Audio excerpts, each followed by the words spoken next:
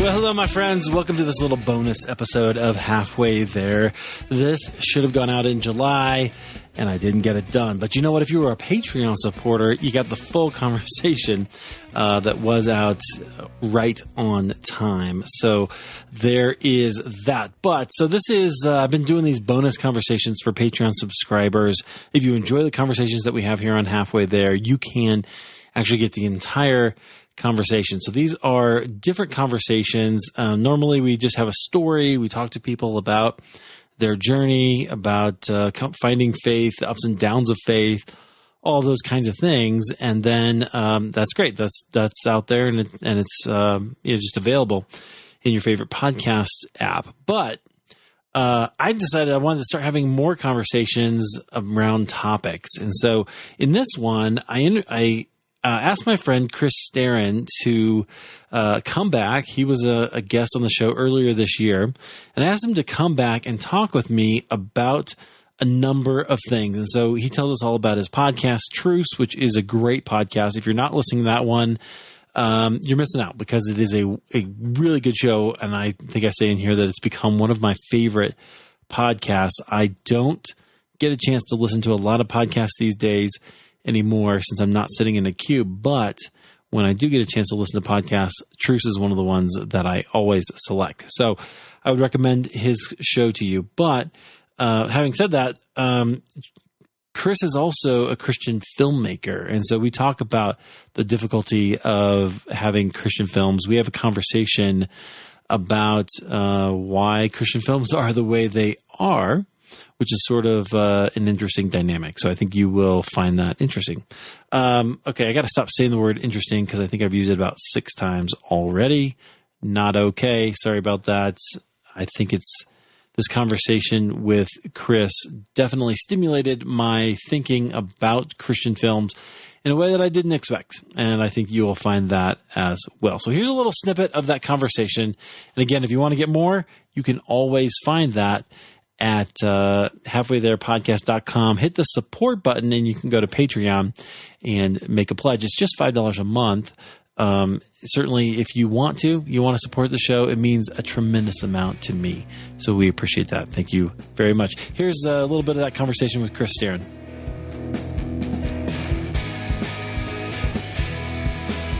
Chris is the host and creator of Truce Podcast, which is my new favorite show. I love it. Every time he comes out with an episode, I listen to it. I don't always get to it the same week, but I will definitely get to it, because you're asking some good questions, brother. You're bringing up some interesting topics that we have got to address, and I think it's really good. So your last little series here has been, should Christians be afraid of Muslims? You've asked that question online. That's a big deal. That's a powerful question. Yeah. So that's just an example, friends, of what Chris is doing. He's had a couple others that were really interesting here lately too. So Chris, welcome to the show. And then just tell us a little bit about Truce and kind of how you're thinking about it. Right. Yeah. Thank you. It's such an honor to be here, and thanks for all that you've done. Eric, with his Christian Podcasters Facebook group, it encourages a lot of people. And so I'm so excited to be talking to you. What Truce looks at some of the sticky points that we have in the Christian faith. If you think about it, like if you go to the chiropractor and you've got all these knots in your back, and then the doctor is just going to keep massaging until you get those knots out. And that's kind of what Truce is. The show is the chiropractor of the podcast world, Christianity. We're taking some of those tough points, like, should Christians be afraid of Muslims? And we're talking about it because Jesus tells us that we are to love our enemies. And in his day, that was the Roman Empire. And if you read history at all, and you hear about the Roman Empire, you realize it was rough. It was rough to be a first century Christian, and people were being crucified. People were, being tortured and jailed.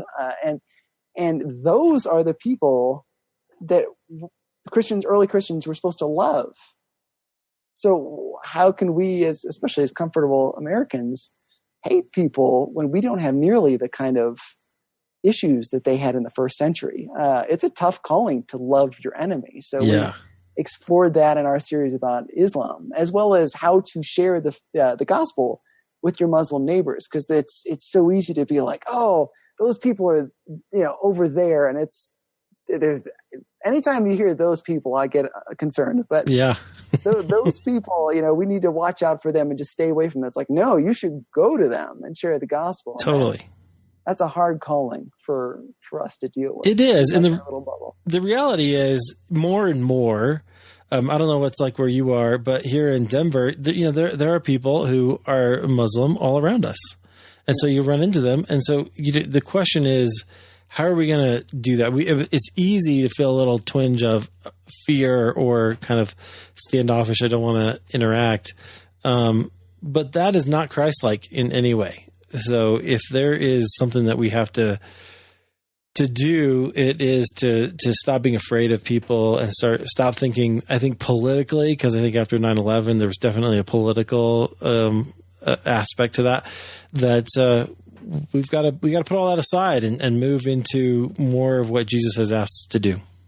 Right. We really do. And it's not easy to do because we do have a lot of emotion tied up in those things, but yeah, Christ calls us to love our enemy.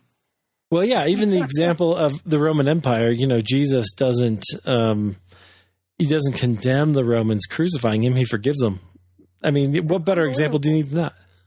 I mean, when he's up there and he says, forgive them, Lord, for they know not what they do. I mean, can you think of a more, just powerful phrase in the English language? I mean, like, just unbelievable that you are in the process of being crucified. And right. Yeah. He is astounding, and it's an incredible call to live up to. So, all right. So your show, you said you use journalistic tools to look inside the Christian church, which I think is cool. So tell us about, why journalistic tools? Yeah, well, I partially journalism has come under fire under a lot of Christian circles lately. And I think that to kind of sneak that word in there every now and then, I'd like to bring back our idea, our faith in what journalism can be, that we can go out there and find truth through this. We don't have to just push fear or peddle for a corporation or something. We can find truth and we can look into things. And so it's partially just that, but it's also a focus on let's find out what facts are. Let's look at the history of these things. Which is not something that's generally done in the Christian podcast world because it's very labor intensive. Right. Turns out, very labor intensive. But it's a lot of fun. It's a lot of fun to be able to call up experts and just ask them hey, you're an expert in the Roman Emperor Constantine. Tell me about it. And sometimes they'll talk to you, which is just fantastic. Or I did an episode a year ago, NPR's Embedded, which is a podcast. They did a series on Scott Pruitt, who was the head of the EPA at the time. And so it was just kind of well, hey, I'll call him up. They talked about the faith of this guy, so I may as well talk to them about why they decided to include that. Yeah. And because it's easy enough for us to stand back and be like, oh, they did it because they hate Christians, to just judge immediately. But I think the power of a show like this is we can call up people and say, okay, well, why did you do that? Why did you do it the way you did it? It's been a blast to try to expand our horizons a little bit. A lot of the times I'm looking for those pinch points and being like, well, why are we binding up on this issue? Why are we conking heads with the secular world? It's hard for me to do anything else. It keeps me up at night. I keep coming up with idea after idea after idea. Oh, I love it. Have you done one on Darwinism yet? I haven't. I was pursuing one in the fall, but my expert had to have surgery, and so we never got back around to it. Oh, man. Because I think we live in the shadow of the Scopes monkey trial. We don't even know. It's just so much in our DNA, right? That we just don't even have any idea of how silly some of the things that we believe are, and where they came from. So, it's just a question of where do we get the young Earth 6,000 year thing? That's just some guy who added up years in the Bible, which is sort of not scientific at all. So it's like, that's interesting. Yeah. Why do we go with that and we insist on it, and then we make it a political point? So there'd be something there. I think it'd be a good topic, but maybe soon. I was looking more Darwin's next book, after he came up with the theory of evolution. Was a book about eugenics, where he wanted to. It's sort of a logical leap that if you think that survival of the fittest. Survival of the fittest. Well, then maybe we as humans should be weeding out the weak. And was actually that book was an inspiration for Nazism, the whole thing. That's scary. Where I was going with it. It's kind of a really dark turn it takes. But that's more what I was looking into at the time. But I couldn't get any traction on it, so I just moved on. Yeah, I was working on like 10 ideas at the same time, so I just go with whichever one's working. Yeah, that makes sense. Yeah, I just think something like that where we have to consider, okay, are we really as at odds with science as we, and is that because of what we believe about the Bible or not? Anyways, an interesting question. Yeah, when I wanted to also look at sort of, we put science up like it's a monolith sometimes, but science is constantly updating itself. Right. And I think they recently, it was within the last year, they almost doubled how old they think the Earth is. Wow. It was kind of like, you can just do that. You can be off by, so it's that's the other push and pull of it, is that we can't worship science either. Totally. Because it changes a lot. And I think that unfortunately that when we hold up, well, science says this, it's the downside of that was the science is wrong all the time, or science is just limited in its knowledge now as what it will be in 10 years. Right. Or is science against us? I think that's the prevailing view of many evangelicals, and that's a problem. And so that's where I think it'd be useful to think about that. And that comes from the Scopes monkey trial and that whole thing. Mm-hmm. Yeah. Anyway, very interesting. Okay. Well, I'd love to see an episode on that, but if it works out. Here's what I want. So another thing I wanted to talk to you about, because you've made a couple of movies, which I think is really interesting. And so your editing on your show reflects your expertise, because you have music and you've got people coming in and out, and I just love that.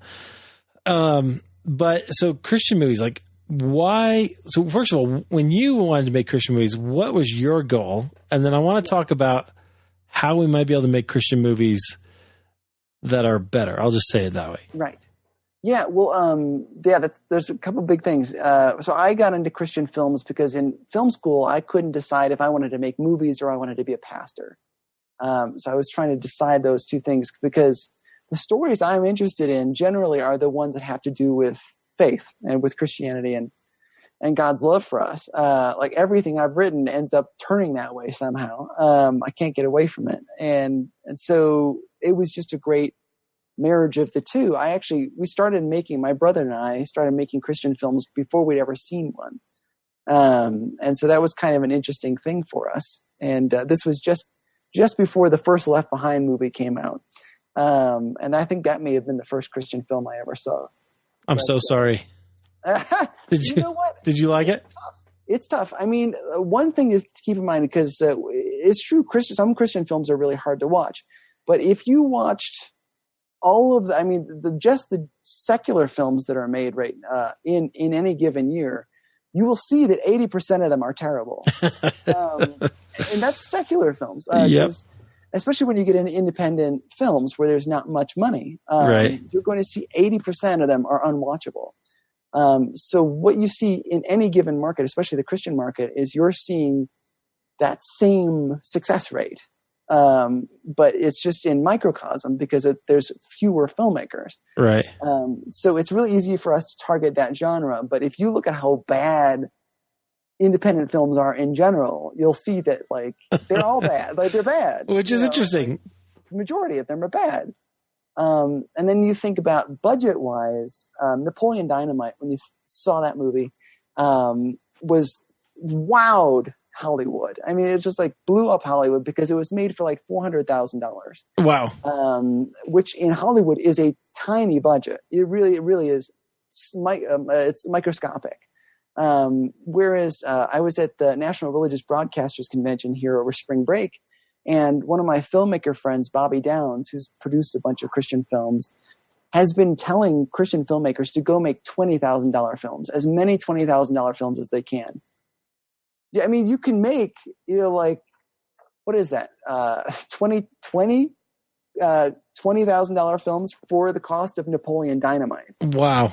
And that's what the market is requiring, because the distribution is so bad for Christian films right now. Yeah. Because you can't make money. Amazon is paying people 6 cents per hour watched. So if you watched Bringing Up Bobby, which was my second film, I get 9 cents every time you watch my movie from beginning to end, and I have to split that with the other filmmaker, my brother.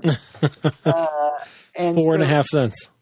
Yeah, exactly. So how do you make a living at that? Yeah. You don't, and how do you make more movies based on that? You can't. And so it's partially it is like you're looking at independent films in general are bad, like the majority of them. And then fewer Christian films are being made. So you already don't have, the numbers don't work out. And then it's hard to finance Christian films. So sometimes, and you're putting a message in a movie. So like. Right. Okay. Before we go there. Mm-hmm. So it's hard to finance them because there's no guarantee they're going to make any money. And that's true for all films. Yes. That's true for independent films as well. Right. Any independent film. Well, even a secular or a blockbuster Hollywood film. Yeah. They have no guarantee. It's actually a really, really bad investment to make movies. The whole business is actually really hard, right? Because you have a screenplay, so you've got a writer, and then they've got to get actors and people involved, right? And so then that gets, and producers and all that. And one of those pieces falls through, and sometimes the whole film falls through. It's true. You get one bad actor, one bad performance can ruin a movie, or the cinematographer doesn't work out well, or the film gets destroyed, or there's a lot of, or, you could have an actor could die midway through production. Yeah. Then what do you do? Yeah. So there's a lot of moving pieces that are in there. I don't think we often appreciate that, because some secular films are shot across 6 months, whereas a Christian film, you're fortunate to get like 6 weeks to make a Christian film. And so there's that as well. There's, it's a rush because you're a small budget. So, yeah. That and trying to get a message across in a movie. Okay, yeah. So let's go to the message thing. So tell us about that, because that I think actually is kind of the crux. So yeah. I'm guessing that you have some thoughts on whether or not we should be putting messages in movies and how we do that.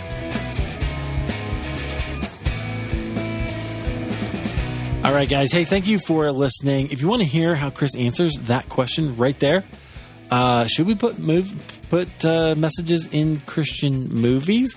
He has a great response, but it's only available if you are a Patreon subscriber. So again, halfwaytherepodcast.com, hit the support button. That'll take you to Patreon. It's just $5 a month to get the extra conversation, and it would help out tremendously for me. And I throw extra things in there all the time. I'm always trying to share, especially with the Patreon subscribers, a lot. Those of you who already have subscribed, thank you very much. And those of you who are about to, because you want to hear the end of this conversation, thank you as well. All right, guys. Hey, I appreciate you, whether you are a Patreon subscriber or not. You guys keep me going. I love hearing from you. So always feel free to hit me up again at halfwaytherepodcast.com. All right. That's it. I'm going to get out of here. Thanks a lot. And have a great weekend. Okay.